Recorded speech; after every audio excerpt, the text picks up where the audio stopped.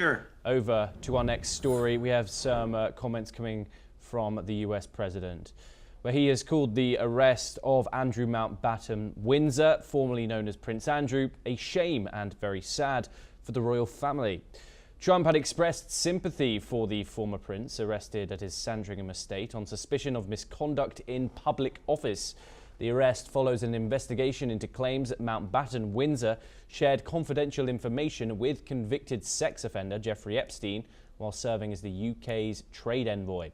However, no sexual offences are involved, and Mountbatten Windsor has repeatedly denied any wrongdoing. Despite being released after 11 hours in custody, the investigation continues. King Charles expressed concern and stressed that the legal process must proceed and be transparent. He reaffirmed that the royal family would fully cooperate with authorities. Let's listen in to what the US president had to say about the arrest.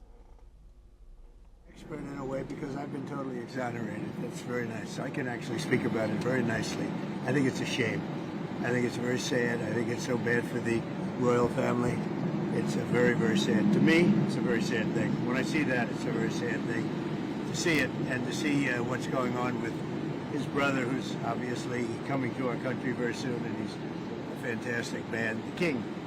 So I think it's a very sad thing. Matthew joins us once again. Matthew, some generic Trump speak there.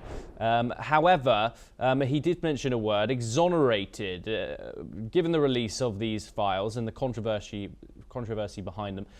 Do you believe that Donald Trump has well and truly been exonerated? And also, what do you make of the contrast between the United Kingdom and the United States when it comes to the accountability that is taken by officials that have appeared in the Epstein files, no matter if there is any evidence of guilt or not? What do you think of the contrast? I think that President Trump's use of the word exonerated to describe himself is a bit the wording is a bit strong. I think that the Epstein files, the millions of files that have now been released under the Epstein Files Transparency Act that was approved by Congress late last year, I think that Donald Trump is mentioned extensively throughout the Epstein files, but there is no hard evidence that he did anything wrong other than initially associating with Jeffrey Epstein. But then once he discovered what Jeffrey Epstein was about, that he was a sex trafficker and, a bad actor, he distanced himself. And it's pretty clear from the Epstein files that Jeffrey Epstein hated. He really did not like President Trump. They did not get along. So I think that, Donald Trump is mentioned many, many times in the Epstein files, and there's nothing pointing to his guilt with respect to any sex trafficking crimes or anything of the sort. I think that the passing of intelligence, this is a fairly new development, this allegation, and I'm not sure what to think of that. I really don't know that much about it. I know that I would agree with President Trump when he said that it is a sad day for the royal family that the former Prince Andrew has been arrested. He's apparently was released after half a day in custody, with the being questioned or whatever, being held by the British by police in the United Kingdom.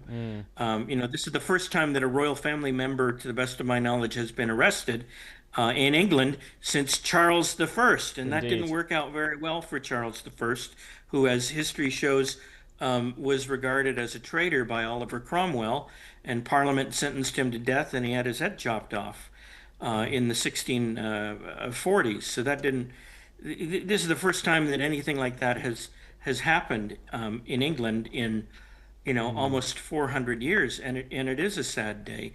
I think that King Charles rightly is distancing himself from his younger brother, and he's saying, "Let the chips fall where they may," and let Andrew be dealt with by the courts like any other person would be. And this is because King Charles apparently believes that is the right thing to do, and also he's trying to protect the institution of the monarchy in the United Kingdom, because he knows that the kind of damage that that that Andrew's travails are causing for the institution of the monarchy and for the royal family itself.